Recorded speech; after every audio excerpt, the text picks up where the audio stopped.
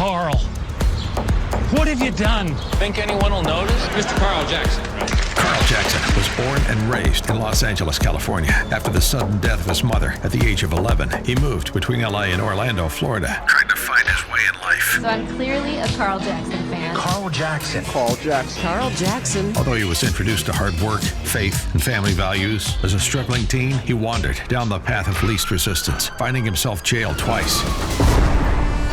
By the grace of God, he attended an evangelical church and found that there was a better way and accepted Jesus Christ as his Savior. There's just no fake stuff about Carl Jackson. Now, on the Salem Podcast Network, Carl has launched on a journey to help people of all races and backgrounds to discover facts of America's true past, as well as realize the benefits of utilizing their God-given gifts and talents, which far outweigh any benefit from a government subsidy or program. Real dangerous out here. Let's roll, Carl. Okay, going fast. Redeemed, rehabilitated, and real entertaining. This is the Carl Jackson Podcast. All right, welcome to the Carl Jackson Show podcast. We're going to do something a little different today. I'm going to go straight to my guest, and later after the guest, I'm going to speak about Ketanji Jackson Brown a little bit. I've spoken about her before, but we will get into that, as well as Hunter Biden's laptop. So stay tuned for that after the interview. We all knew the truth was, we all knew what the truth was, let's be honest, but we were censored, and now the truth is coming out. New York Times decided to catch up with the real media, I believe. It only took them, just over a year and a half. So that just lets you know how slow the New York Times is. All right. So anyway, I'm honored to have on the line with me our guest, Mark Mills. He's a senior fellow at the Manhattan Institute, a strategic partner in Montrose Lane, an energy tech venture fund, and the author of The Cloud Revolution: How the Convergence of New Technologies Will Unleash the Next Economic Boom and Roaring 2020s. Mark, welcome to the podcast. Carl, thanks for having me on. It's an honor to be on your show and your podcast, and I'm going to stick around to hear the rest of the real truth. New York Times and Jackson and Hunter Biden. It's going to be that's going to be a fun part of your show. Let's just talk about that. I'm kidding. Yeah. Honestly, we could touch on that. I mean, it's so frustrating. I know it's so frustrating what's happening, Mark. And I'm glad that we're going to talk about this. What do you call this? Do you call this a column? Do you call this a periodical? The Ukraine and the Great Energy Reset. I just love the way you frame this. It put a lot of questions that I had in my mind, and I was trying to fill in the gaps, column to column to column. I literally woke up, I think it was 2:30 in the morning, and I started reading this thing. My condolences. Come on, Chase. That tells you how boring my life is, Mark. All right. So I started reading. I started reading this thing, and I was like, okay, this fills in the holes for me. So I'm really glad to have you. Really glad to have you on today, because the truth of the matter is, Elon Musk, you start this out by saying, you hate to say it, but, or Elon Musk, you quoted Elon Musk, who said he hates to say it, but we need to increase oil and gas output immediately. And then you said something that I didn't want to hear, but it's true. The Biden administration is right. Banning and sanctioning Russian oil and gas exports is the wrong answer, even if it becomes politically necessary at some point. Obviously, it had become politically necessary, and I was one of the ones saying, yeah, rah, yeah, ban Russian oil. But Putin has us in a jujitsu lock, so to speak, or at least he has Europe. Start explaining that, if you will. You talked about soft powers. And I really love the way you put that. Yeah, in fact, we put ourselves in the jiu-jitsu lock. It's not like, I mean, Putin is famously had pictures of himself doing his karate, as you know. But this would be like, if you're in a karate fight and you throw yourself on the ground and say, "Go ahead, put me in a headlock. Go ahead." That's what we did. That's what we did. So I was serious in my opening remarks of that piece, because it is interesting and remarkable, and God bless him, Elon Musk often speaks the truth. I mean, whatever you think about him, I've come to admire him, I have to say, because he's taken on, in the technology world, very, really difficult things, not software so much. He's taken on building a car company, rocket ships, solar panels, battery factories. These are hard things to do. They really are. And he's been very successful. You cannot explain away the success of Tesla on the basis of subsidies alone. You just can't. People who could afford a $100,000 car aren't stupid, and they would buy a lousy car because it's $15,000 cheaper, right? It has to be a good car. It is a good car. Anyway, so when Musk said, I hate to say it, we got to increase oil and gas production, obviously, he's saying something that's orthogonal, to what is considered the received wisdom of the need to accelerate away from oil, gas, and coal, the hydrocarbons that support the world. But here's the problem. Russia is the second biggest producer of oil and gas in the world. We're number one still, despite all the hype saying that we're not. We are still the biggest producer of hydrocarbons in the world. We're an exporter of both. We've slowed down because of recent policies of this administration, but we're still big. More importantly, Russia is big. It's an oligarchy, right? It's a kleptocracy. It's not a democracy. All the problems we have, we're not an oligarchy or a dictatorship, at least yet. But it's like I feel like we're sliding there, but not quite there yet. Not quite arrived. There's always a drift towards statism, right? Statism at its extreme is fascism, and statist economies like Russia and China want to control governments and people, and for better or for worse, that's what human beings who think they're doing good, let's just say, want to do to other human beings. So anyway, I digress. Just think about this fact. 84% of all the world's energy is provided today by oil, gas, and coal, hydrocarbons. 20 years ago, it was 86%. So just calibrate that. It's gone down 2 percentage points, and the world has spent more than $5 trillion to avoid using oil, gas, and coal. So it hasn't changed much. The biggest producers of oil and gas and coal in the world are OPEC, or Saudi Arabia specifically, Russia, and us. And Europe, so the world is dependent on very large supplies of oil and gas coming out of Russia. Putin knows that. That's why they've done what they've done. It's a source of revenue for them. It's half of all their export revenue. It's more than half their economy. In some years, it's 3/4 of all their export revenues. So if we have Europe now at large, Europe gets 35% of its oil and about 45% of its natural gas from Russia. Germany gets 70% of its natural gas from Russia. So if they were to ban Russian gas, and we're not going to consume it, it would do two things. It would totally collapse the German economy. Lights would literally go out. Computers would go off. They can't keep the lights on without that gas. And so it would be economically destructive to Germany. And it would, of course, cause an astonishing increase in world oil and gas prices, because those last two times, the world has lost supply of oil and gas of significant amount was the 1973 Arab oil embargo, which happened before a lot of people listening were alive. I happened to be alive then. I was young, but I remember it. And the 1979 Iranian Revolution, which took a comparable amount of oil and gas off the world markets. In those two cases, the first case, the world price of oil went up 400% almost overnight. Not $40, 400%. In the second case, it went up 200% almost overnight. So if we were to take a comparable amount of oil and gas off markets, whether Putin withdrew it from markets because he was self-destructive, didn't want the money, or we banned them, obviously oil and gas prices would go up a lot. So that was the reason I said that when the Biden administration initially said banning oil and gas is not the solution, because it would be destructive not only to the world's economies and the U.S. economy, it would cause prices of oil and gas to soar, and then Putin would still be able to sell his oil and gas. It's what's called a fungible commodity. It leaks out. Even though we banned Iran from selling oil, they sold oil for decades. So he sells it at a discount because it's selling it, quote, illegally to people who would still buy it, which would be India, Pakistan, Africa, China. So they would buy it at a discount to a higher world price. So just pick some numbers. Let's say the price then goes to $200 a barrel. He has to sell it at half price, let's just say. It's still $100 a barrel, which is a lot of money. So the money still flows to Putin.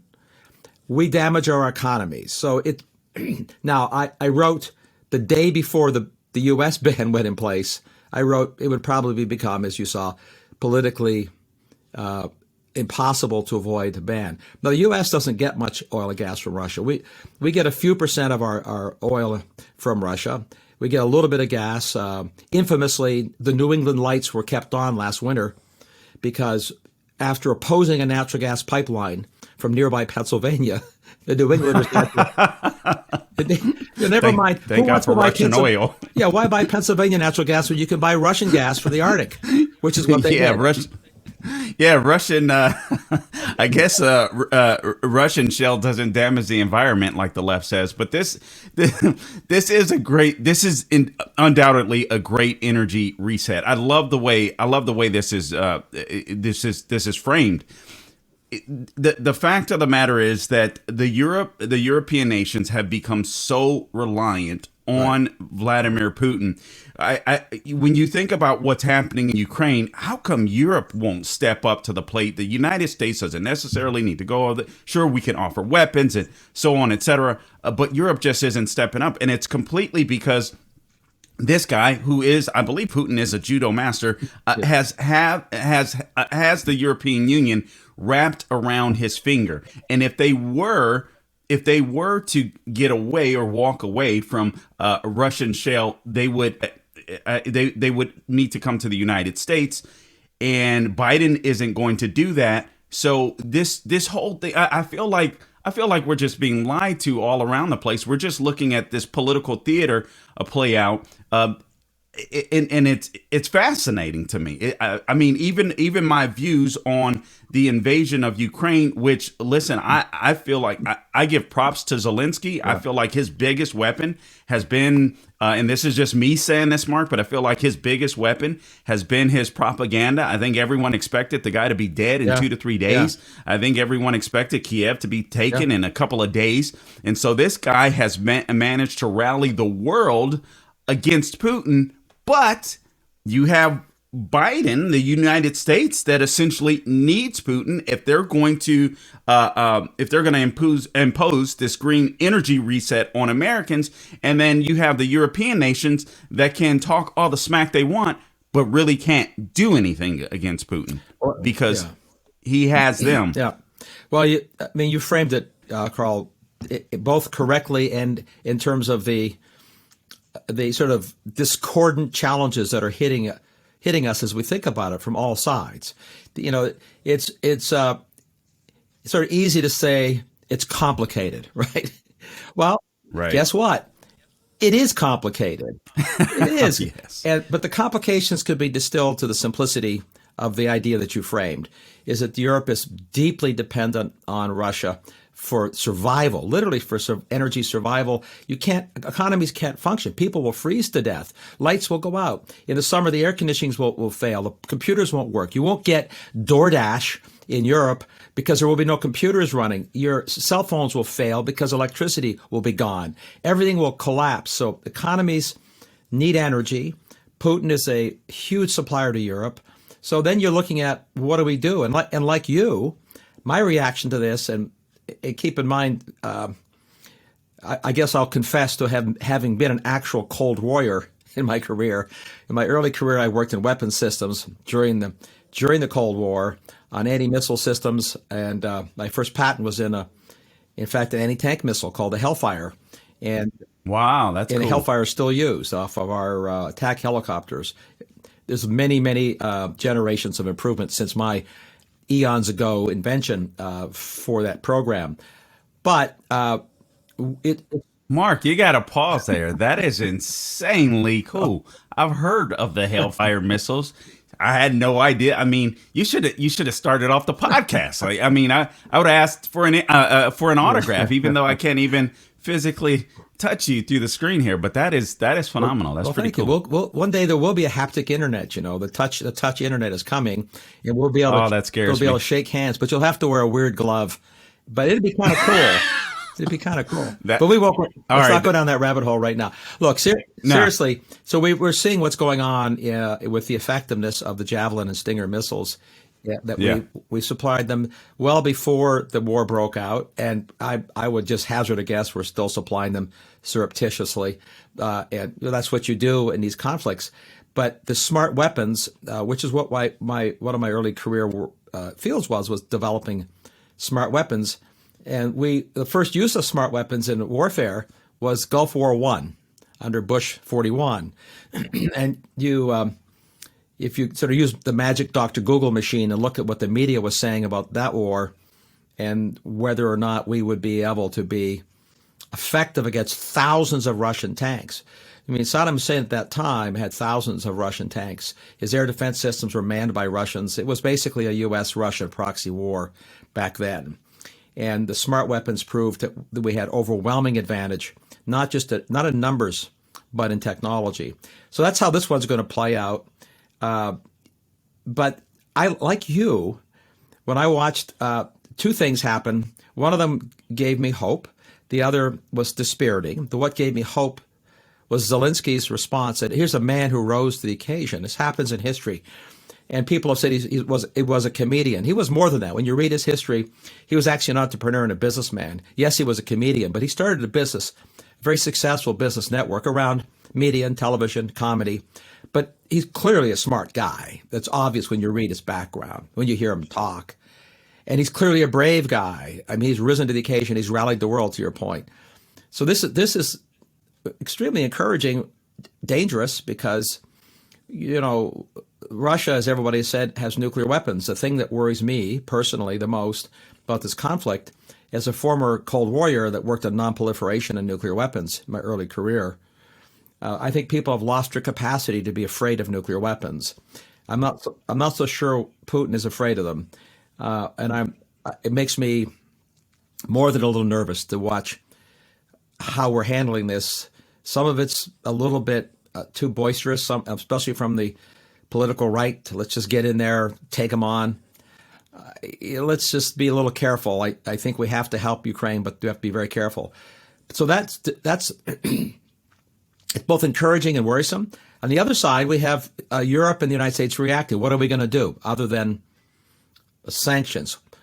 So coming back to the energy reset that I'm writing about, what we have is a lot of people saying, well, the best way to de-link from Russian oil and gas, drum roll, is to double down on alternative energy to accelerate the movement of the world away from oil and gas using wind and solar and batteries.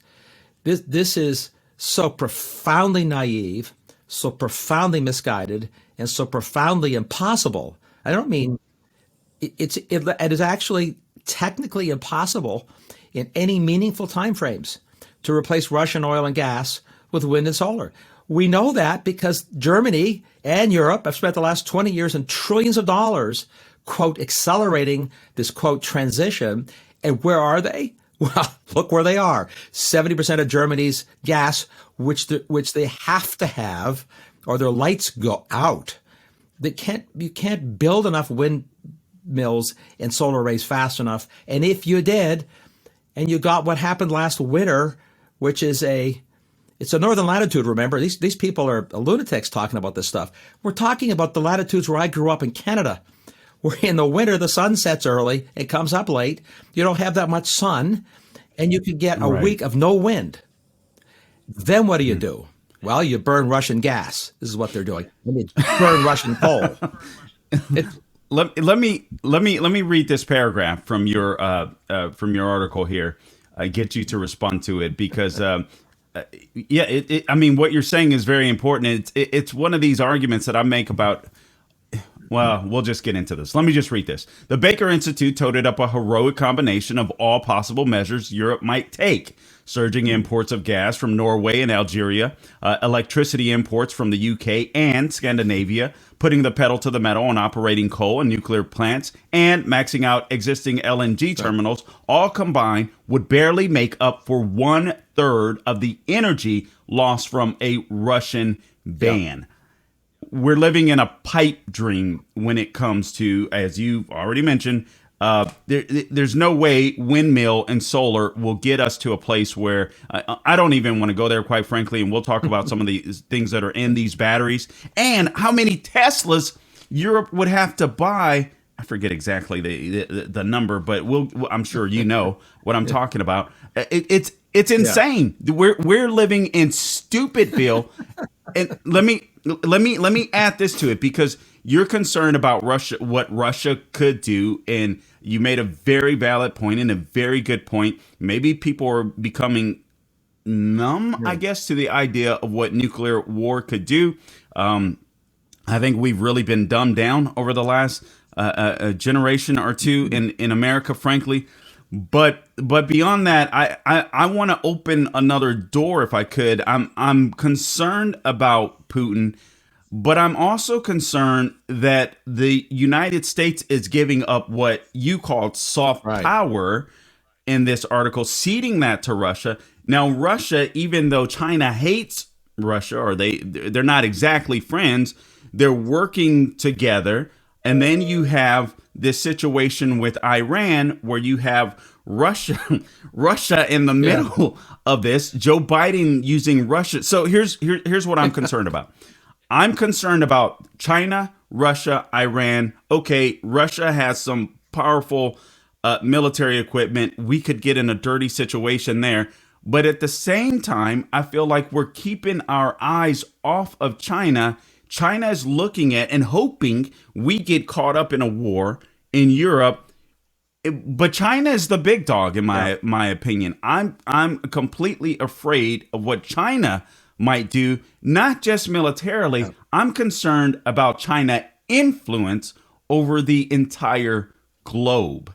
And I think we're walking into this trap. And I think Joe Biden and the left are trying to impose this green energy reset where they be these little elitists sitting up on top of the world, like World Economic Forum. I don't mean to sound cuckoo and crazy here, but I'm looking at what's happening here globally, and I'm like, are we falling for a trap? I think this thing is bigger than Russia. Is what I'm saying. Well, first you nailed it, right? Again, Carl. I mean, this is, to me, it's refreshing when a refreshing disquisition there of the complexity of the mess that we find ourselves in. Because, like I said, the world's complicated, but you've cut to the simplicity of it in this sense. We should be focused on China. We should be worried about China. We should be worried about Russia right now in terms of overplaying our hand and how we contain and resolve a grotesque mess. I mean, no one, I know you, nobody discounts how horrible this war is for the citizens of Ukraine and what its implications are. But its implications go beyond just the Ukraine and Europe. They go right to China. So Russia's economy, as you know, is tiny. It's 1/10 of the U.S. economy, less than 1/10, a tiny economy. China's economy is comparable to our economy in scale. So they're the big dog. So when you talk about the phrases in geopolitics, soft power and hard power, we have them on full display in right now in Europe. The hard power are the tanks rolling in. The military is hard power. When you threaten and use military, that's obviously hard power. Using hard power is high risk stuff, has unintended consequences, as Putin's discovered. I don't think he expected the West to rally quite as vigorously as it did. That's very encouraging. Probably Putin's surprised. Probably Xi, the premier of China, the head of the Chinese Communist Party, is surprised too, which is important. But soft power is what Russia also wields, because that's why the economic power, the suffering that will occur by trying to get off of Russian oil and gas is soft power. China has much more soft power than Russia by a factor of 10. So now China is a net importer of oil and gas from us and from Russia and from the Middle East and from Iran, anywhere it can get it. But when it comes to green energy, they are the utter dominant player. People can, again, use the magic Dr. Google machine and look up the percentage of, not of the world's mines that produce things like cobalt. Most cobalt's produced in Congo, or of nickel. A lot of nickel's in Russia. What you want to look up is where is the largest percentage of chemical processing to convert raw materials like cobalt and lithium and nickel into useful materials in order to build wind turbines, solar arrays, smartphones. China is more dominant in the energy minerals than Saudi Arabia, Russia, and the United States combined. Let me say that again. If we combine the dominance of those three big producers of oil, right, those three regions have about 60% of oil production. China has like 70 to 80% of the production of key energy minerals in the forms that are needed by the world. So they've made a very interesting strategic geopolitical decision in soft power to not only export the world the minerals it needs, even if it mines it, and we don't. Nobody likes to mine in America anymore, but also just the simple fact, in Department of Energy data, we can look this up, something like 85% to 90% of all the solar panels that are installed in America are imported, and most of them are fabricated in, drum roll, China. and how do they make them? They burn coal on their grids to make the energy-intensive silicon that makes the solar panels. So why wouldn't China promote green energy? Because it forces us not only to buy stuff from them, but to pay more for them than they're worth in energy terms so that they can use that money to buy our natural gas. Now, in some respects, if we were a truly free economy, that'd be a nice trade, right up to a point, but not to the point it damages our economy. That's where the soft power comes in. Yeah, and honestly, part of my fear is we are pumping out so many wacky leftists from our college campuses that buy into the global warming, climate change. Yeah. Listen, I believe that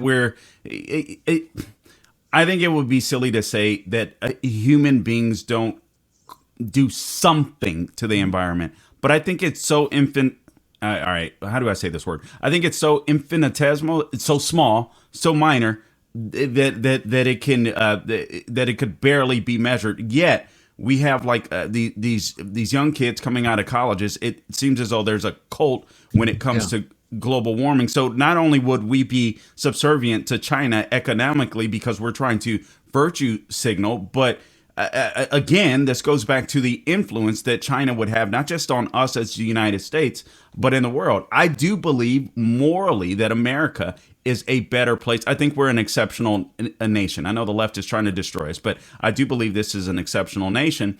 Based upon our Constitution, based upon our Bill of Rights, so on, et cetera. But people want to move from that foundation and just totally be okay with communist China. This makes no sense to me. And then we can virtue signal. We don't have to drill here, but we can count on all these countries, these communist-led countries that will do exactly what we say is morally wrong here, and we're getting ourselves into a trap. Will you speak to me about the fallacy specifically of electrical vehicles? I know electrical vehicles are cool. Frankly, I got to be honest with you, Mark. I'm not a fan of electrical vehicles. You may be able to tell, but I'm not a big. I like Elon Musk too. I think he has risen to the occasion. I think we disagree oftentimes politically, but there's no doubt this guy has become a cultural giant and a tech giant for sure. But I'm not a fan of electrical vehicles simply because I like the combustible engine, but also I hate the narrative behind them, the premise that somehow using EVs are going to save the planet. Will you speak to that? Well, yes, sure. And let me, by the way, I share with you your views about the political dynamic. I think a lot of people coming out of college I would say even those who are not buying into a cult of climate change, and you expressed it correctly, human beings always have an impact on the climate. I mean, that's not, there are no scientists who dispute that, who are real scientists. I used to be a scientist. I'm not a practicing scientist. The dispute, the debate is over the magnitude and velocity of the impacts. And there's a lot of debate about that. But to your point about electric vehicles, battery powered cars, the Venn diagram that you people see drawn, our Venn diagrams really overlap a lot, but I actually like them personally. And I love internal combustion engines. I raced motorcycles as a young, foolish youth. I was a mechanic. Okay. I loved going fast. I love the sound of a Formula One engine just screaming by you. I just think it's primal. But that's just me. I also like electric cars. I like machines. I like wind turbines. I've been in the Gobi Desert where I've been at a wind farm that stretches to the horizon. What an amazing engineering accomplishment. So, but I think your skepticism is well placed in this regard. The idea that electric vehicles are a revolution is misplaced, right? It is.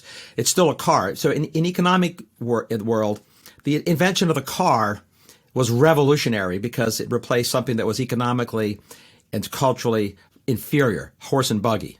Would be, to use a technical term, no duh. I mean, the car is just a lot better. But changing how you fuel a car is interesting, but it's not revolutionary any more than changing what you would feed a horse. It's not a revolution to change the food for the horse. It's still a horse. Changing the food for a car, it's still a car. So its economic utility is the same. Now, I happen to believe that the demand for cars is so great coming globally. I mean, just consider a single fact in your head. There are more cars in America than there are licensed drivers, right? There's 80 cars registered per 100 human beings. There aren't Really? I didn't know that. That's interesting. Well, okay. Most people are pretty wealthy enough to have a car in America, and lots have two. So that's the number. In the rest of the world, it's about 5 to 10 people cars per 100 people. So there's a huge pent-up demand as the world gets wealthier for cars.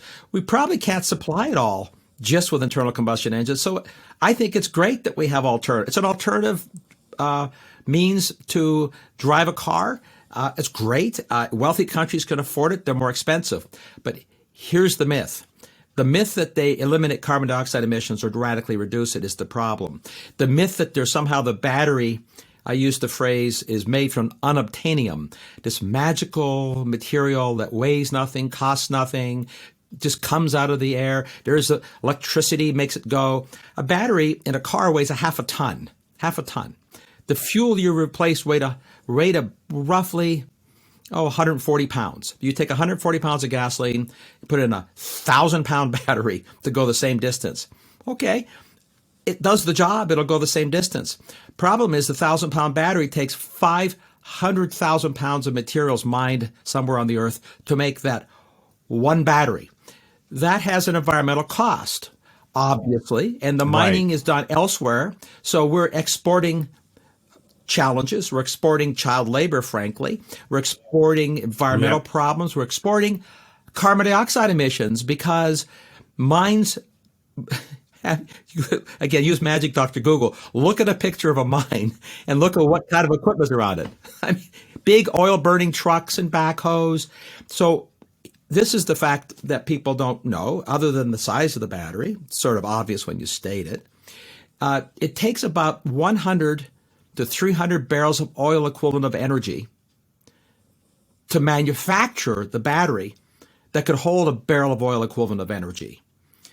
All that manufacturing and mining processes emits carbon dioxide. So when you get an electric vehicle delivered to your driveway, it essentially arrives with a carbon dioxide debt. Emissions have occurred to make the battery. A lot. In fact, so much that depending on where the materials come from, and it's hard to figure that out, by the way, it might actually result in, over the life of the vehicle, you would emit fewer pounds of carbon dioxide driving a regular car than the electric vehicle. Just because, not because the electricity charging it. Assume perfect electricity, all from solar power or whatever, or hydro dams in Norway. But to make the battery uses so much energy and emits so much carbon dioxide, and in many cases, it wipes out the emission saving from not burning anything. That's the fiction that everyone's ignoring. On top of your point that we're shifting economic soft power, economic hard power, and political muscle to China, which is the primary progenitor of all these materials that are needed for the electric vehicle. We import those. So it'd be like making cars in America, but importing 100% of the gasoline. How's that a good idea? Yeah, and that is, Mark. Obviously, I'm ghetto fabulous. So the way that you explained it, I mean, this is perfect. This is my gripe. I have no problem with electrical vehicles if you buy the electrical vehicle because you say, I just love it. Yeah. I love the experience. To me, the issue that upsets me is just the virtue signaling when I know that you're not doing anything to help the environment, yet it's being framed in that way. That's been my frustration with electrical vehicles. I love radio control cars. I give this example whenever I talk about. Yeah, so I have electrical vehicles, or I've had nitro vehicles, and I know the nitro runs off of alcohol and so on, etc. I get that, but it's a great example. I'm like, I can run my nitro vehicles, and the nitro energy, if you will, just runs out. You know, the tank is empty, it runs out. Try to dispose, just for a radio control car, of a LiPo battery. You know what I mean? I'm like, people, you don't get it. These things, I mean, they're cool, they're fast, they're fun. The electric cars really take off. They made them literally more powerful now. Back in the day, you couldn't imagine, and this is the kid coming out of me, but you couldn't imagine the electric RC car being more powerful and faster than a nitro car. Now you can't. It's vice versa. But you have to use lithium batteries in order to achieve that, and lithium batteries aren't clean. It's hard to dispose of. It's actually expensive to dispose of, not just hard. So the world's going to be generating millions of tons, not thousands, millions of tons of used batteries in the coming years. So there's, if we're honest and realistic, we look at what's called the whole fuel cycle. We look at the mining and environmental costs of getting the materials, and then we look at the environmental costs of disassembling and disposing of the used batteries. And a lot of people want to recycle them. Recycling is fine, but that costs money, which is not being accounted for, and has environmental impacts, which is being ignored. So we're back to sort of dealing with honesty. In the real world, if we're honest, all energy systems, especially at scale, involve choices, environmental consequences, economic costs, geopolitical costs, and we're pretending. So my main objection to the electric vehicle virtue signaling is not only that we're being dishonest about it, not that I happen to like you. If you want acceleration off the line that will peel your lips back against your teeth, it's hard to beat a Tesla in plan mode, right? This is astonishing. The only vehicle I've ever driven that's that fast was when I raced Grand Prix motorcycles, which could match the Tesla 2 seconds 0 to 60.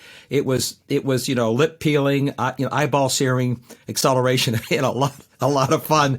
But I don't do that anymore because I survived my youthful stupidity, and I'm still here, thank God. But you know the story about surviving youthful stupidity. I kept my own stories, but anyhow. So here's what offends me even more than the virtue signal. Human beings like the virtue signal. We all do that. I get it, and it can be offensive, especially if it's really in your face. But I guess I'm a little more tolerant of that because, it's wearing certain kind of clothes, we signal who we are. Wearing certain hairstyles, people signal. That's what we do. I mean, I'm kind of okay with that. I'm just not okay with the lie that it's environmentally better. And more importantly, what offends me morally is the wealth transfer. In order to accelerate the adoption of electric vehicles, there we go. We're giving rich people, who are the ones buying EVs, taxpayers' money, which comes from middle class people. Poor people don't pay taxes, as you know, but the less wealthy middle class pay most of the taxes, and their tax money is being transferred to rich people to subsidize your electric car. What's up with that? That's really unfair. It's immoral. That's deeply offensive. Yeah, I mean, I think you hit the nail on the head. One of the paragraphs in your article here says the narrative frames for the debate are already clear. On one hand, we have the climate change cabal calling for doubling down on alternative energy plans. On the other, we have the cause to drill, baby, drill. That's been me to a fault probably at some times. I can't lie, albeit with the latter being for the first time in a long time an increasingly bipartisan call. What's the solution here, Mark? How do we can we even get free from Russian oil? I mean, I know we can. Yeah, America. we already are. We already are now, basically. Not financially, but functionally. Well, okay. So it was my understanding that behind the scenes Biden had said that, but we're still not free. But you're saying we are. So maybe there's some updated news. We only import a few 100,000 barrels a day. So calibrate this, right? America consumes 20 million barrels per day of oil. Fair enough. And we produce an oil and gasoline, refined products about the same. So we're about in balance. It's inconvenient to America to ban Russian oil, but it doesn't change our lives much. But what it did is send a signal to the world that some oil is going to get cheap. Some oil is going to get expensive. And when you ban something, generally speaking, prices go up. And the people that benefit from that are we'll call it the illegal or the people who buy oil against the bans, or people who aren't participating in our bans, like Pakistan or India or China. But look, to your point, the answer to the question, what could we do? What do we do about the energy mess we're in? What is the reset? Well, the answer is actually very, very simple, and it's predicated on something that no one wants to hear. There's not a lot we can do in the short term as a practical matter. There's no big switch to turn on a quantity of oil and gas equal to what Russia produces. If that goes away, the world's in a whole lot of hurt. That's just a fact. But the signal what we can send in the short term is a signal. Talk about virtual signaling. You want a signal? If the United States were to say, by virtue of not an announcement from a president, but one followed by legislative action, so that it has teeth and staying power. As you know, whether it's a good law or a bad law, the one thing about passing laws is they're hard to kill. All the debate about Obamacare, once it got passed, the honest truth was, it's been there for a long time. We've got lots of examples in history of stupid laws. Prohibition was not only a stupid law, banning a substance, alcohol, that human beings have consumed since prehistory, alcohol, making it illegal, and a constitutional prohibition. Think about that. We had a constitutional amendment to make drinking alcohol illegal in 1920, a century ago. It took 13 years to actually reverse that. 13 years that was in play. Anyway, I digress. To signal, and I do like to have, a drink now and again myself. I don't know about you, but that's just me. It's a good purpose for alcohol. I'm not a drinker, but I understand the point. I have a colleague of mine that it fascinates me. Listen, a lot of this history stuff. I'll be honest. I'm learning. I'm reading. I went to college for a couple of years before dropping out. So I just read incessantly. And I have a colleague that talks about that will talk about this, Christopher Hart of the American Adversary. So I learn from him sometimes on issues like this, and then I'll go read for myself because I'm like, I want to be as informed as these people are on this particular issue. So, anyway, actually, you're onto something really important. Most of what I do, I read. I mean, most of the education I've had is post-college. I went to university in Canada. I got a degree in physics. Well, great. But I've learned a lot more since than I did then. That helps frame a way of thinking, obviously. But the most important thing you can do is read facts, read information, be omnivorous. So, this self-education is not only an old tradition in America. There are a lot of very famous self-educated Americans in history, like Abraham Lincoln, for example, who like you, was self-educated. Right. So you're in good company, Carl. I'm just saying. But thank you. So here's the solution: virtue signaling. You want to signal the world that things have changed? The United States could announce that we are going to, we're not going to, you want wind and solar and EVs, we'll just leave it alone. But we're going to announce policies intended to accelerate the development of oil and gas exports from America's continent. If we were to announce that and put in place the regulatory and legal framework to induce the market to do it, not order, not ask, but induce it by virtue of you understand exactly what that means. Everybody knows what that means. That would be a tectonic shift in the signal to the world that there's going to be a lot more oil and gas coming. Prices in commodity markets are set by expectation of traders of what the future looks like. Right? That makes sense as you state it, right? Well, if the expectation is that America is going to stay the course of being opposed to oil and gas, we're going to be hostile to Russian oil and gas, then the world's traders who dictate, not one guy, but the market is seeing constrained supply for a long time. Prices trade up. They'll stay high. If the world sees a lot more supply coming relatively quickly, not tomorrow, prices will moderate and trade down. The United States alone could change the world dynamic on the cost of oil and gas. The benefits to the world, let's put this in economic terms, because most of the world is poor. If we did again what we did in the past, the price of oil and gas collapsed because of the shale revolution in America. The push down of prices from where they were going to where they ended up for that decade saved the world's consumers trillions of dollars. Not billions, trillions of dollars. We reduced, put differently, a wealth transfer from the consumers, most of the middle class and poor, to the producers, mostly potentates and oligarchs like the Middle East and like Russia. We reduced their wealth transfer by trillions of dollars. Raising oil and gas prices, because we will have to use oil and gas for a long time, is a wealth transfer from middle class and poor consumers to the potentates. If people keep that in their head, it's not that Exxon gets the money.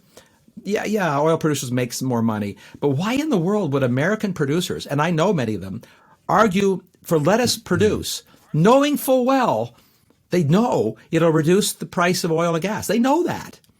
But they're still begging to let us free. Let my people free. Let them produce. Wow. But do you think that Russia and benefits from green policies? Come on, of course they do. That's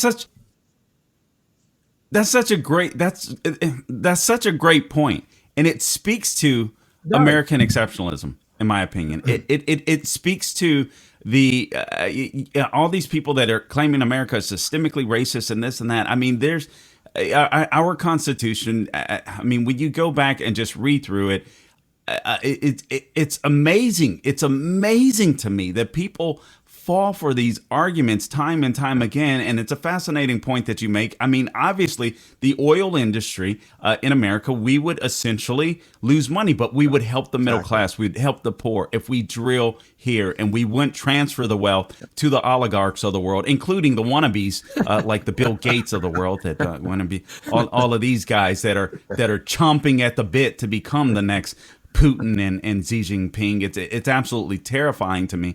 But we're empowering them. Let me ask you this theoretically. Let's say that we were to go the way of electrical vehicles, where the vast majority of vehicles in the United States were electrical. Could we even handle that? Could our grid even handle that? Is that realistic for people to think? Pete Buttigieg seems to think so, but I think he's lying. Let's go back to our mutual favorite potentate, Elon Musk. So Elon Musk has said, and he's correct, that we'll have to vastly expand the U.S. grid to accommodate electrifying all transportation. So if you just do it in very simple terms, around a third of America's energy goes into making electricity, roughly speaking. About a quarter of America's energy goes into transportation, roughly speaking. If you convert all the transportation into electricity, you sort of have to roughly double the grid. So all of the current plans for greening the grid don't include expanding the grid's size or the cost for it. So you have to have a much bigger grid, a much more expensive grid, and a much more reliable grid to accommodate electrifying the transportation system.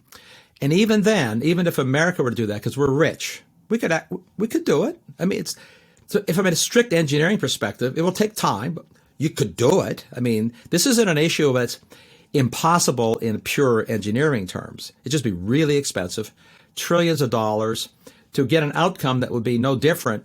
There's still a car in economic terms. So if you're an economist, this is called anti-productivity. It's economically destructive. But here's a calibration point to keep in mind. The rest of the world can't do that, can't afford it. So they'll keep buying internal combustion engines. Or to put this in arithmetical terms, the world today has around 12 million electric vehicles, which is 12 million more than we had 10 years ago. It's a lot of electric vehicles. But on the world's roads, there's over 1 billion cars. 1 billion. So for the arithmetically challenged, this is the future of the world will have 2 billion cars because of economic growth and population growth. So a world with 300 million EVs or 400 million EVs, all of America's cars go electric. All of Europe's cars go electric because we're both wealthy and we want to impoverish ourselves. It would reduce world demand for oil roughly 10%. It would mean there's still lots of oil being produced by somebody. Somebody, if it's not us, sure. It's going to be Russia and the Middle East and Africa and at Mexico and South America, but not us. So the arithmetic here doesn't get you off of oil. Oil is going to be around as an essential fuel for a very, very long time. I mean, if I were guessing the future, a century, and people, well, how can that be? We still burn wood for energy in the world. Come on, wood is the oldest fuel, and we, in fact, burn more wood for energy globally by a factor of 200% than solar energy produces globally, solar panels. So oil is going to be around a long time. The critical question is, at what price, so we don't impoverish people, and who produces it, so we don't cede soft power to people who don't like us. Yeah, and honestly, here's another question: shouldn't it be? I mean, shouldn't if fossil fuels? Shouldn't we keep them around? I don't get this. I don't get this argument. Obviously, we can't just get rid of them. It's just not going to happen. But I don't even think we should. I get frustrated. I'm a Republican. I'm a conservative. I get frustrated because I feel like we don't even yell back at the left to say this is nonsensical. This is silly. It's not accomplishing what you want. And by the way, it's hurting the very people, the poor, the middle class that you claim that you want to help. So why not an all of the above approach? That's what President Trump was doing. And I think that was working out pretty well. So you're spot on. By the way, it was in some irony. It's also what Obama was doing, even though he didn't do it rhetorically. The shale revolution flourished under his administration. It's when it was born, not because of the government. It was happening contemporaneous. I think, and I don't know this for a fact, but I'm going to guess his advisors were smart because I think I know some of them. And they probably told him a fact that I'll tell you and your audience. Most people may not know this fact. During the recovery, what people call the Obama recession, he inherited an economic collapse, and I think his policies extended the recession. That's my opinion. But he inherited a recession, to be fair, right? He didn't create it. I think he made it worse, but set that aside. During the 6 years of that recovery, if were not for the case of the rise of the shale industry, the country would have gone into depression. It kept us in positive GDP growth territory all on its own.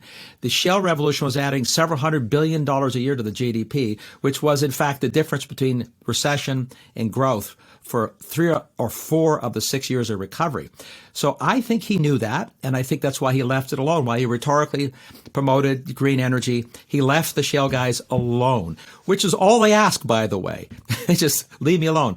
To your point about all of the above, and he was the one who famously used that phrase, sure. As I said before, I happen to like EVs probably more than you do, but I happen to like Maseratis and Ferraris that use fuel burning engines a lot too. And I don't own either. I'd love to have one. But I would say this in energy and economic and social terms. If oil didn't exist, we'd have to invent it. It's just a fact. Petroleum fuels are marvelous from a physical chemistry perspective.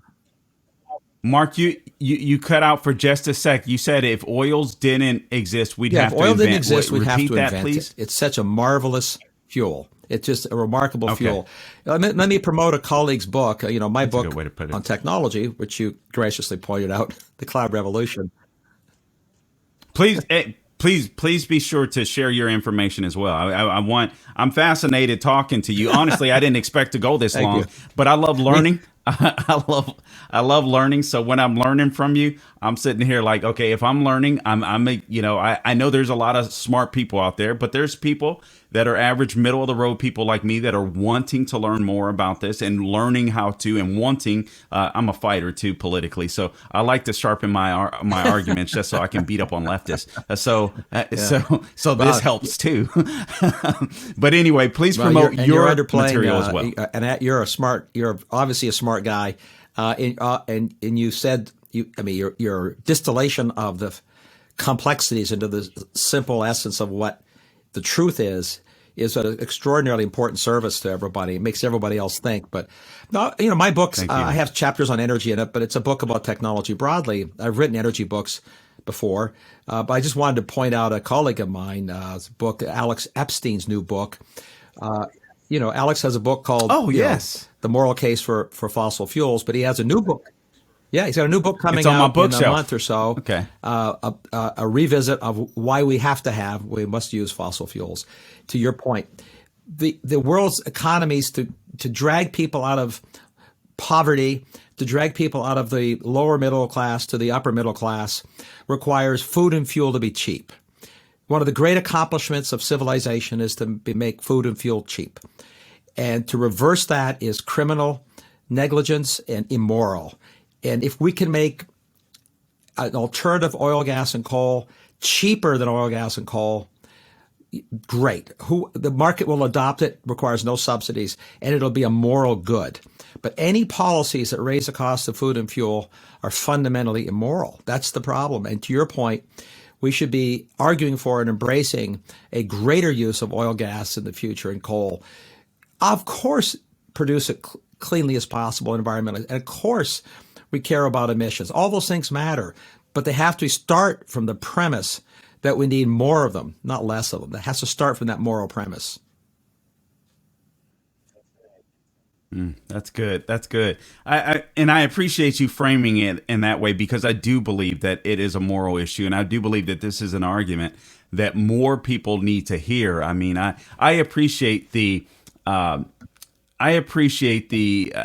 guess the exuberance and the vigor behind the green energy movement, even though I disagree with it. But these people believe, a lot of them, that they are doing a moral thing. I don't believe that's the case with a lot of these bureaucrats, frankly, in D.C. I believe that they just want to. I just think they want more power and control over us. So they use whether it's race, whether it's climate, whether it's health, in order to scare a bunch of people, so that these people will get so scared they'll run into the arms of big government, and then they're like, "Yes, I got you, you little moron." So I feel like that's what they do. But I think I appreciate the moral framing of this because I look at people that are hurting in places that are so much poorer than the United States of America, and I'm like, okay, so we get to become a wealthy nation based upon shale oil, fossil fuels, and then we turn around and say, you know what? No, you can't do it, and we're going to close the door on you, and then we're going to make up all of these lies telling you that EVs and all this stuff are morally superior, they're cleaner for the environment, and so on, etc. So all of these arguments that the left has, we're helping the world, we're helping the poor. It's just a straight up lie, and that just makes me so aggravated beyond belief. It's annoying to me. And then again, just to go back to your point, we're helping. We're helping the oligarchs of the world. We're essentially helping Russia with their invasion of Ukraine. We're helping to finance these dictators around the world. So I'd like to get away from that. I'd like to become energy independent to the best of our ability again, and get away from sponsoring terrorism and all of this kind of stuff around the world, because I think it's going to get worse, Mark. And I don't think we can avoid a World War III as long as we're ceding energy power to people like Russia, to people like Iran. I mean, even OPEC. I know they're technically a friend, but still, I don't want the United States to be subservient to anyone. You frame it in the right way. I mean, the moral arguments are critical. And by the way, I agree with you. I think it's important to acknowledge that a lot of people, maybe the majority of people who believe a lot of things about the energy transition and green energy, are doing it from an honest perspective of what they believe is the moral and economic case. They believe that and have a lot of passion. I think they're profoundly wrong, and I think they have the facts wrong. That's my opinion. I think it's discoverable. I also agree with you that there's a lot of bad actors, certainly in the political class, who do this for self-serving political or cynical reasons. And there are evil people in the world. I think human beings have to acknowledge that not everybody is good. We have evil going on in Ukraine. Right. There are evil instincts in politicians as well, and common citizens. It's the nature of humans, but not to acknowledge it, not to acknowledge that certain behaviors are evil, is a form of moral laxness. It's not good.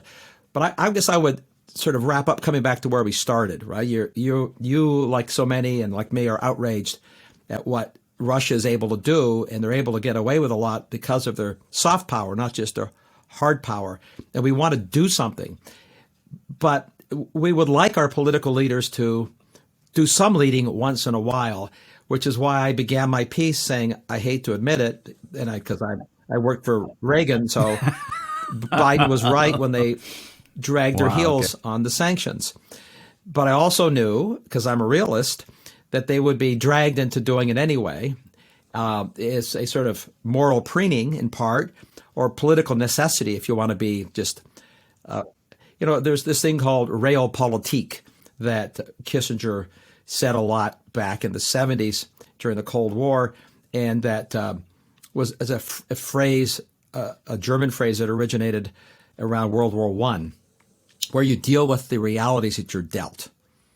But you try to do it from a moral framework. So the realities we're dealt with is Russia has soft power, and it's exhibiting hard power.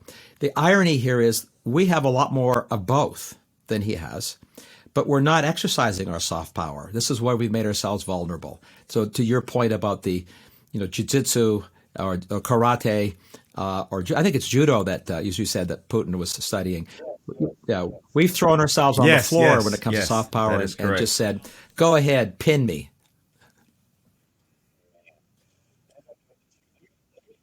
Isn't that the truth? Let me just ask you this. Actually, I want to just make sure that I touch on this. And actually, you spoke on it, but I just want to, before you go, you kicking me off? No, I'm kidding. We got to wrap. I want to make it emphatically clear for the people that are listening. Let me just read from your article. Then there are the mining. Anyway, let me start a little sooner. To put the magical thinking in more concrete terms, it will require 2 billion Tesla car batteries to replicate the energy and the minimum quantities of natural gas that Europe stores for normal reliability. Never mind what it would need in a crisis. No manufacturing technologies exist that could make that many batteries. That's just for Europe, and it doesn't even include oil. Then there are the mining and mineral realities involved in charting an alternative energy path, delivering the same amount of energy as hydrocarbon-based machines by building solar or wind systems would require at least a tenfold, you mentioned this earlier, increase in the use of specialty minerals and metals. This is what I find fascinating. You say, as I've written previously, the IEA did the world a favor in documenting the fact that just starting an, quote, energy transition, unquote, would require the global supply of minerals, rare earths, nickel, copper, cobalt, lithium, and so on to increase by from 700% to 4,000%.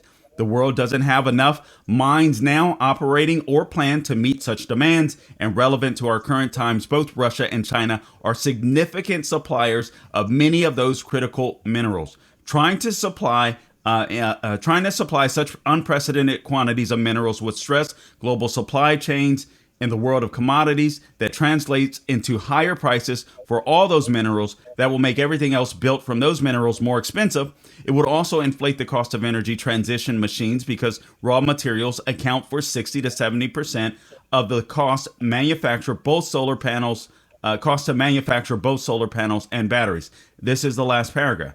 The United States depends on imports for all of its supply of 17 minerals, and for more than half of its supply for 28 others. The technologies of the energy transition, quote unquote, will require an acceleration of heavy industries and metals chemistry and mining, the likes of which the world has never witnessed. When I read that, Mark, okay, so correct me if I'm wrong. Okay, America, we no longer want to be powerful. We want to be subservient to communist countries. Exactly. The minerals come from there. You know, you summarize it well because you summarize what I wrote. I'm just kidding.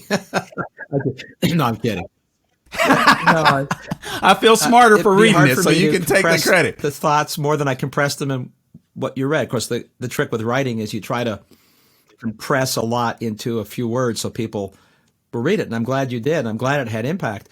But you came to the conclusion that I hoped you would come to in reading it. I don't have to state the conclusion. I just state the facts. But the conclusion from those facts are that the path to accelerate this so-called energy transition is a path to American subservience, a destruction of American economic power, and deep harm to the poor and the lower income classes of America, and frankly of the world. It's a very bad idea, morally, economically, and geopolitically. It just is. But the facts tell you that. So if I started out by saying that, if I introduce my piece by saying what you said or I said, my experience is it turns a lot of people off. They sort of turn away. They don't. So I've tried very hard in my work, especially when I write, to focus on, these are the facts. I put, as you know, hyperlinks in the articles to the original sources so people can go check it. If they don't like the facts, okay, try to find different ones. Tell me that I got something wrong. I don't think I'm getting it wrong. I just think people are either being naive or dishonest. In some cases, both. But that's why we're having this debate. I'm glad, by the way, in America, the reason I came to this country years ago as an immigrant is precisely because of what you articulated earlier. I would have never guessed that. I lost my Canadianisms some years ago. Oh, that's right. You did mention I'm a former documented wow, okay, alien. That's good. All right. Just want you to know. I had my documents. I snuck across the Chloe border and came down here and worked for Ronald Reagan as a non-citizen. Yeah. No way. That is amazing. It's a great country. Right, cool. We'll survive this debate. We're doing an expensive experiment. I'm very confident that most Americans are seeing the cost of the experiment. I guess I would put it this way. I think a lot of people sort of were seduced by the story, as you articulated it, that the green path is cheaper, easier, nicer, and they're learning. I mean, they were seduced by it. They're learning directly by the cost of energy and commodities. They're learning by reading. So that's how sort of America works. I'd much rather do the expensive experiment in a free country and have the arguments that cost us money than have people who are ostensibly geniuses and dictators and telling us what the right path. Because the odds that the genius who knows the future is an honest genius and right, it's rather low. So I just take the chaos of America over the certainty of, actually, frankly, even the parliamentary systems are become too much like a quasi-statist. The American Constitution set up a really chaotic mechanism. It really does. It really is lousy, by the way. You know that old adage that the democracy is really a lousy system, except everything else is worse.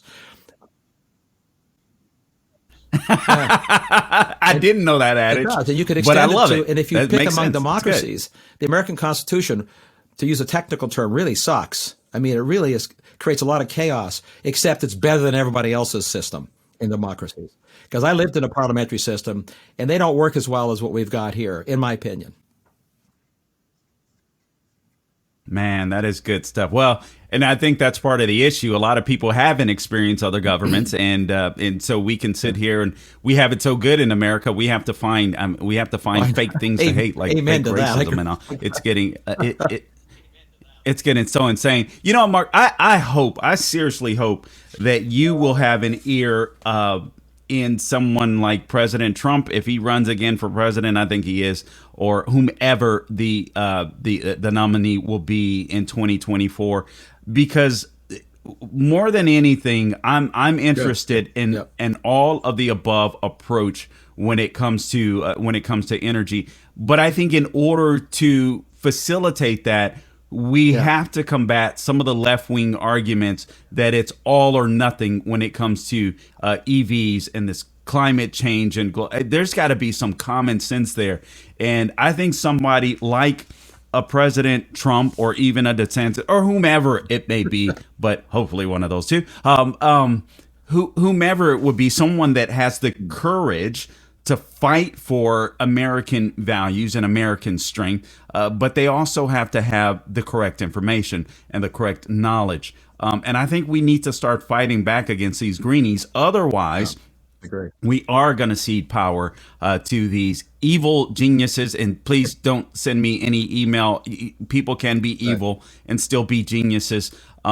It's just a fact of life. I mean, these dictators, Xi Jinping and Putin, are playing freaking chess, and we've got Joe Biden. I think there's enough said there. But nonetheless, I hope you can get in. I think likely President Trump's ear. Do you have access to him, people on his team, or to help the Republican Party frame debates? It's kind of you, Carl. I'll tell you what, I've been around these debates for a long time, more years than I care to confess. The most important ears are your ears and your audience's ears. People like you, and you in particular, are far more critical. For me, I mean, my personal goal and mission is that was why I write. It's why I do what I do, is to get ideas out so that someone like you will call me and say, we got to talk. And then we amplify that, because I think as people become informed, then we get political power, and it makes the difference. And, you know, leaders are what they are. But leaders tend to lead by following the populace pushing them. You know, another old adage, we get the leaders we deserve, that we elect. And the way to fix bad leadership is what you're doing, is education through dialogue. You know, people are auditory. Human beings can be moved by persuasive. Look what Zelensky's done. He's moved the world by rhetoric in a situation. You're doing the same thing in your corner of the universe. It matters. So I thank you for, the kind words, but the most important channel for me is with somebody like you. And the most important thing that can be done is what you're doing, because you've been very successful at getting an audience, because you're doing it from a viewpoint of being smart and informed, because you read, and also being passionate about basic principles, which is America's freedom, America's inherent goodness. You talk about fake racism. You and I both know, I've lived a long time with a lot of people. I know racists. They exist, sure. But most of what we're being peddled is fake. Because most people I know a lot, I've been all over the country, every state of the union. That's not what most people are like. And it's not what America's fundamentally like. Do we've done bad things? Sure. Like this is, to use the Gen Z expression, no duh. Do we do bad things in technology and energy? Yeah, of course we do. We've made mistakes, but basically we try to do the right thing in this country. It's a well-meaning people. That's why I joined it. That's why I'm a dual citizen. I'm American now. So it's a well-meaning people. I have innate faith, which I think is going to be realized as the years go by. But in the moment of the chaos we're in, And the challenge is it's very hard. I mean, it's very hard to be optimistic. It's very easy to be pessimistic. So you have to. I thank you for doing what you're doing, just to, push people to think in I'll call rational ways while staying passionate. Passion's good, as you pointed out. A lot of people are passionate about their things. So let's talk about it. So thank you for having me on. It's and good luck with your show. It sounds like I read a little bit about you before we talked. I mean, you really you're on a rocket ride. I wish you every success in your career too, Carl. Thank you. I so appreciate that, and those are very kind things of you to say. Again, I'm speaking to Mark Mills, and he's senior fellow at the Manhattan Institute. People, if people want to find you, Mark, where do they go? You're the author of The Cloud Revolution: How the Convergence of New Technologies Will Unleash the Next Economic Boom and a Roaring 2020s. Where do people go to Just most type in my easily name in the Google find search engine, Mark P with a middle initial P, like Papa Mills, and more stuff than you want to find is going to pop up. It'll take you to the Manhattan Institute website. It'll take you to my website, which is tech-pundit.com, and that's where my writing is posted. It's all free stuff for those who are curious. So there's no subscription required to read the stuff. You know what, Mark? I got to tell you, I think I would have if I met you and we hung out. I think you have the type of garage I would probably want to hang out in. A lot of old motorcycle I tools. could be My old wrong, helmet but from I got back a in racing feeling. days is still there. Kind of rotted. It's rotted now. Oh man, that is so cool. Yeah. That is so cool. That is so cool. Anyway, listen, I appreciate you joining us on the Carl Jackson Show podcast today. It's been an honor. It's been a privilege. I learned a lot. I'll be honest with you. Even today, I'm going to go through this article a third time just because I want to pick up more things and sound smarter than left wing that's an radicals easy and path. beat them over the That's head. a low with bar, it. Carl. So, Come on. so I will be doing. Jeez. Sometimes you got to take on those Thanks, easy Carl. fights. Appreciate Sometimes you got to do it, God Mark. bless you, man. Anyway, all right. Thank you. God bless you. All right. This is the Carl Jackson Podcast. All right, so that was a great interview with Mark P. Mills. Remember, like he said, you can find him online. And actually, he did a PragerU video, too. They got millions of hits, so you can check him out on PragerU. Mark P. Mills. He's with the Manhattan Institute. Again, he's a senior fellow, author of the book, The Cloud Revolution: How the Convergence of New Technologies Will Unleash the Next Economic Boom and a Roaring 2020s. And what I loved is, listen, this is a guy that takes an all of the above approach to energy. He tells you the truth and the facts about both. Unfortunately, we are beholden to Russia. I can't believe the Biden administration actually got that right, but they caved to political pressure. But the fact of the matter is, we wouldn't have to be in this position if we had a strong enough leader in the White House that would do their best to make America energy independent again. Unfortunately, Europe. The reason why you're seeing the carnage in Ukraine isn't just because of a feckless Biden, and it is true that he's feckless. I mean, he's working with China and Russia and all of these these communist type countries, these communist leaders, and it's a sad thing. But Europe is too beholden on Russia, and everything sounds good. The sanctions sound great. But the fact of the matter is, Putin is still going to be able to make tons of money because they need his shale oil. They need the fossil fuel. And it's a complete and utter lie for all of these countries to sit there and tell their populations that they're going to be able to transfer or transition to this global, green energy. It's just a complete and utter lie. It cannot happen. It will not happen. So the ultimate goal is control. While these leaders in European nations, just like the Democrats now, are trying to rule over us and control us, now you see the results of that. You have these dictators that can manipulate what was the free-thinking West, even though Vladimir Putin is in the West, but the free-thinking West, they can control us with energy. So we need a great energy reset. We need to go back to an all of the above approach. We need to embrace shale oil, fossil fuels. It only makes sense. It's the moral thing to do. And actually, it's more environmentally clean to do. So anyway, all right, having said that, I want to just quickly go over this story with Ketanji Brown Jackson. And I've spoke about her before, so I won't go long on this, but I wanted to bring her up. Just this is a column from Breitbart.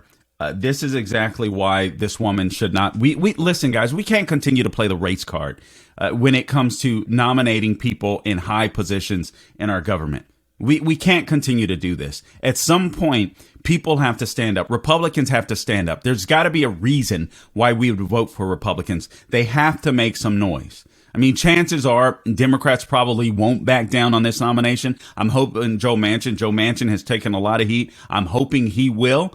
I'm hoping she won't pass, but I know it's hard with the left-wing media, with the media in tow, as far as the Democrat Party is concerned. I know it's going to be hard to beat back a black female nominee, but we have to do it. Look at Kamala Harris. Look at the absolute and utter disaster she has. Now we want to put Ketanji Brown Jackson on the court. No, we shouldn't do it. We need to find people that want equal rights under the law, not people that carve out extra rights based upon skin color. That's what Ketanji Brown Jackson does. Hat tip Breitbart. SCOTUS nominee Ketanji Brown Jackson, inspired by critical race theory, the 1619 Project, and Black Lives Matter protests. Judge Ketanji Brown Jackson, who is President Biden's nominee for the Supreme Court, seat being vacated by retiring Justice Stephen Breyer, cited critical race theory founder Derek Bell and the controversial 1619 Project as aspirations in 2020.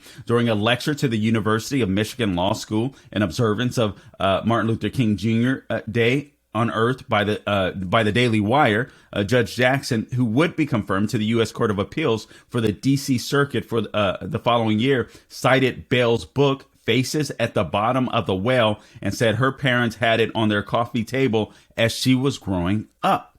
Dr.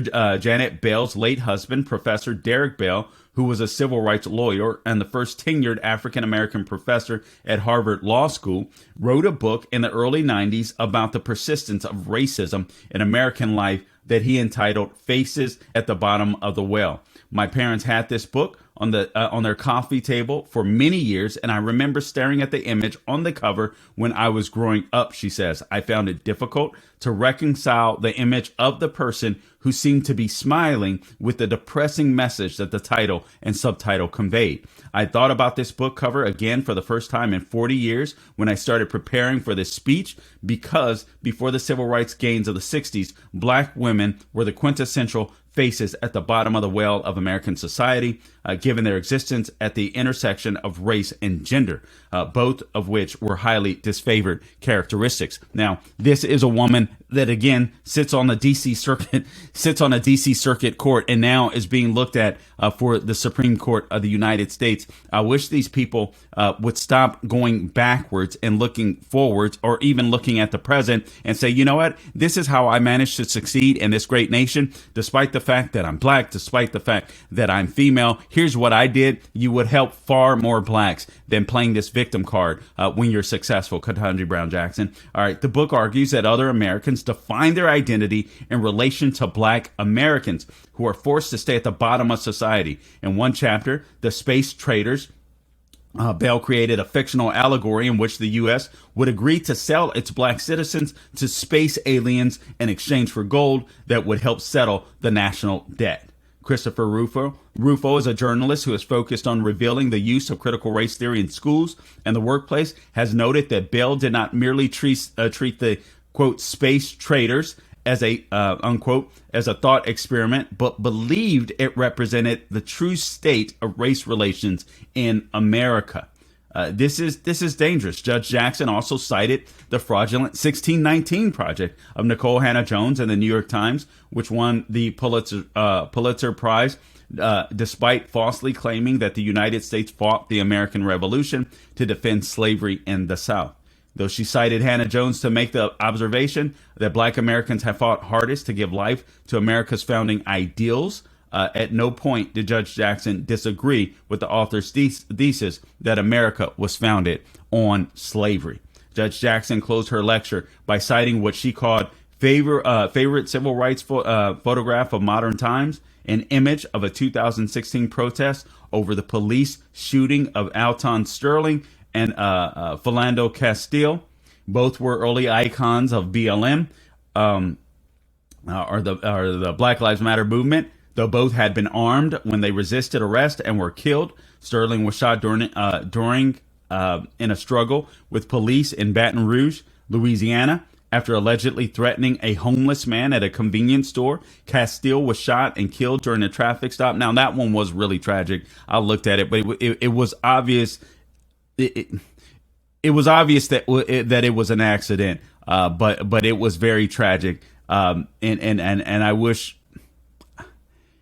It was very tragic if you go back and look at the video, but it was an accident. I'll just leave it there. Castile was shot and killed during a traffic stop in Minneapolis after the officer allegedly saw him with his hand on his gun as he sat in his car.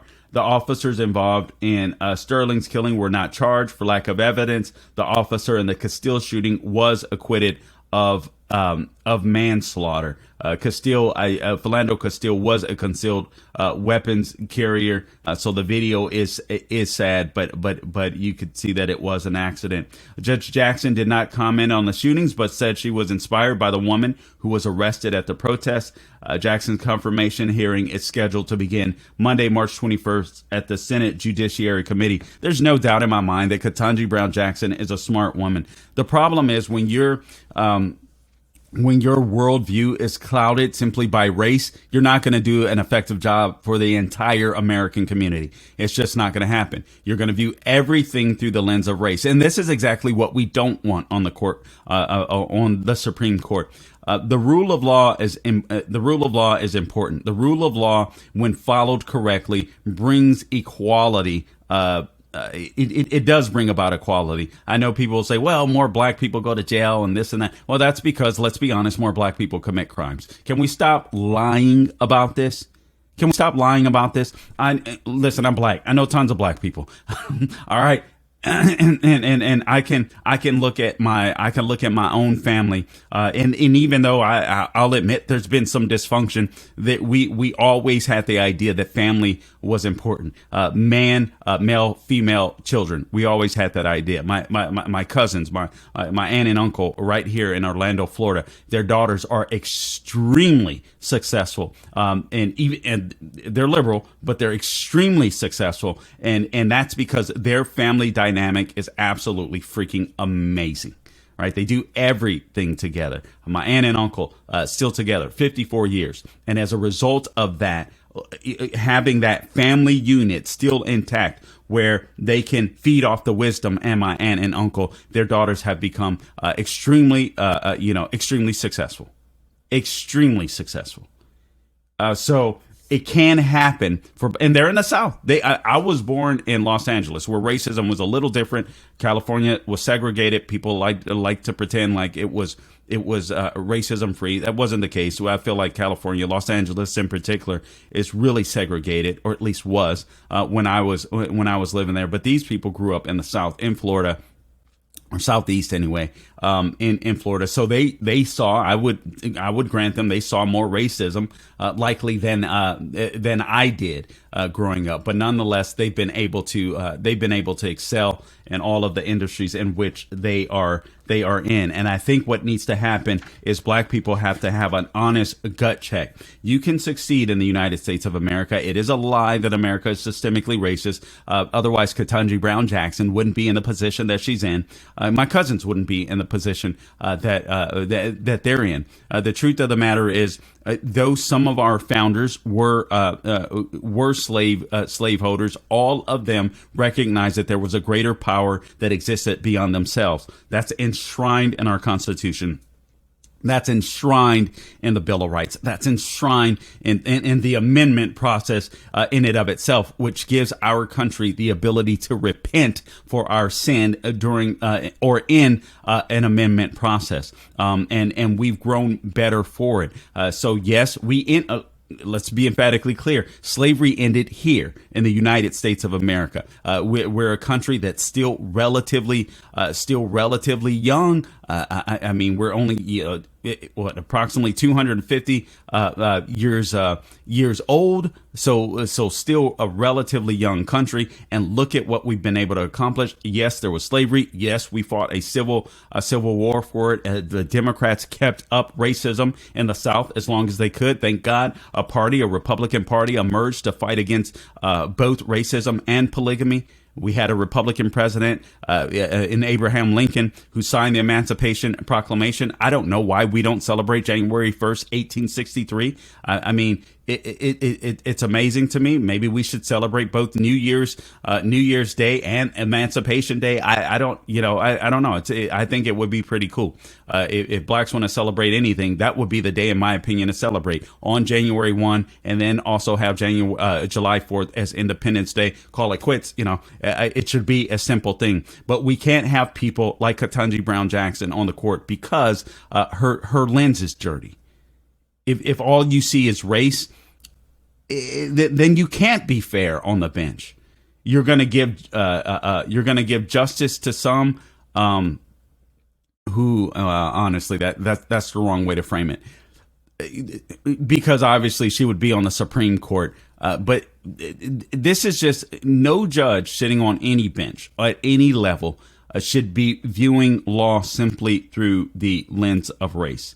You can look at stats, and I know you can look at stats of black people and say, how come black people are so? Well, you have to go back again to the family unit. Why are blacks, so many blacks in poverty? All of this traces back to getting away from God's design in the family, where we don't have men in the household teaching other young men and women to be valued, to learn to read, write. We're teaching kids that everything is systemically racist instead of just to learn to read and write, do arithmetic. It's absolutely insane. You will not get equality on a bench as long as someone is looking for inequality on the bench. And that's what Ketanji Brown Jackson will be doing. So instead of following the letter of the law and applying the law equally, the law should be blind.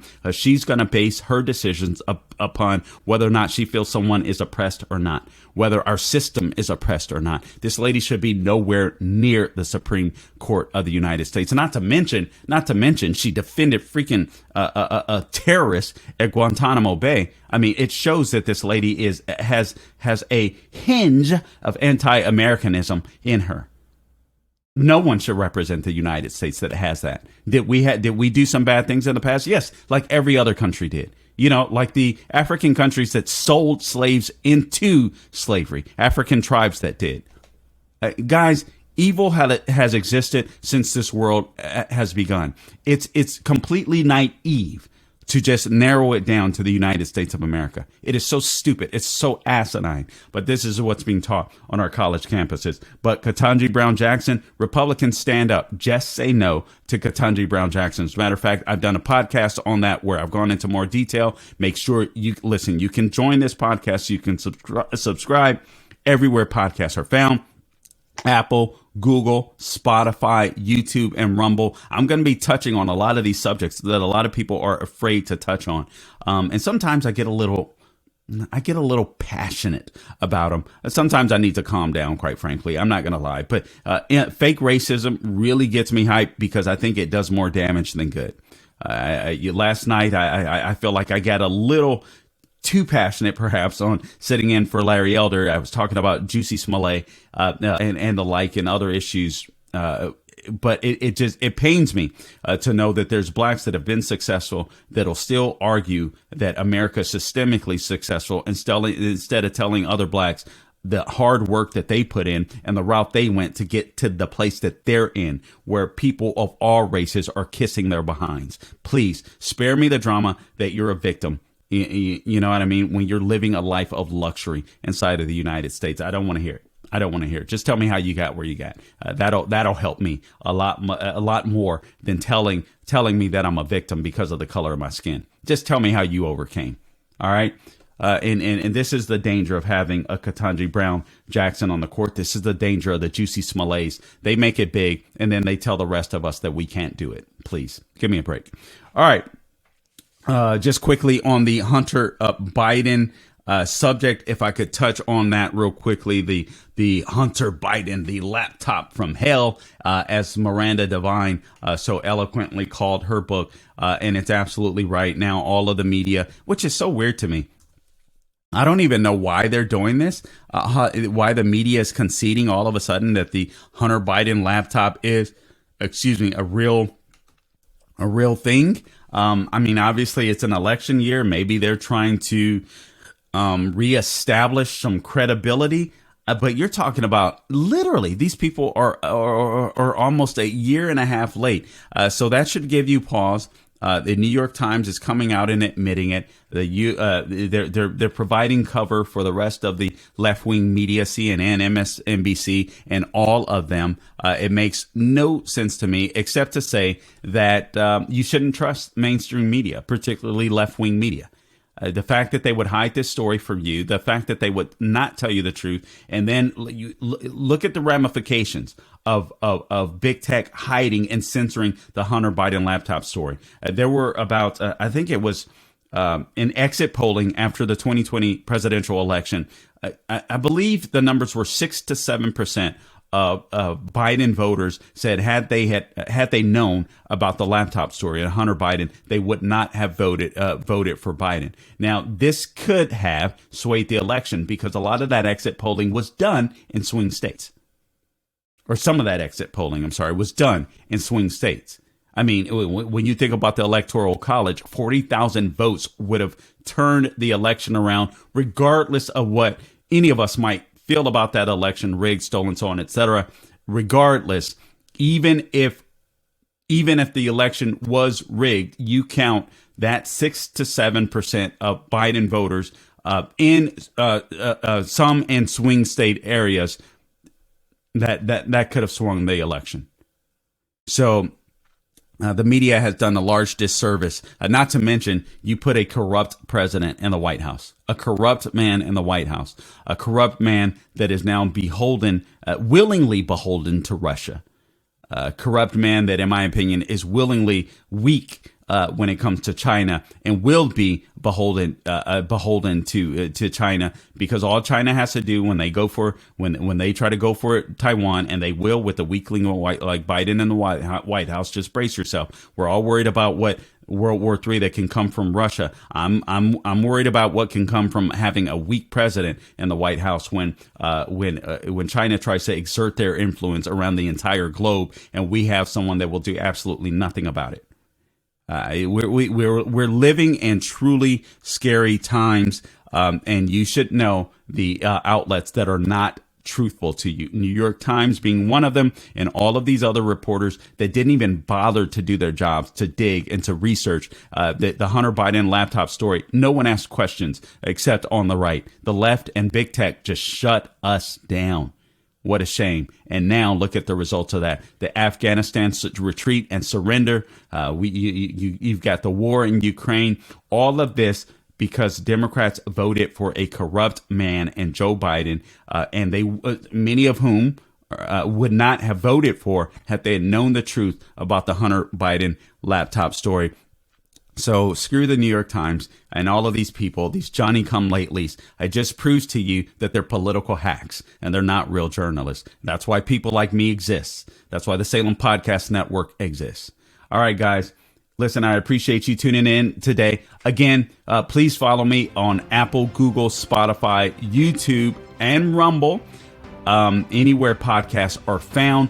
Please share. Don't just like, but share. I appreciate you tuning in on the podcast. Our numbers are slowly but surely growing. I appreciate you being out there. Until next time, guys, don't grow weary doing good, and God bless you.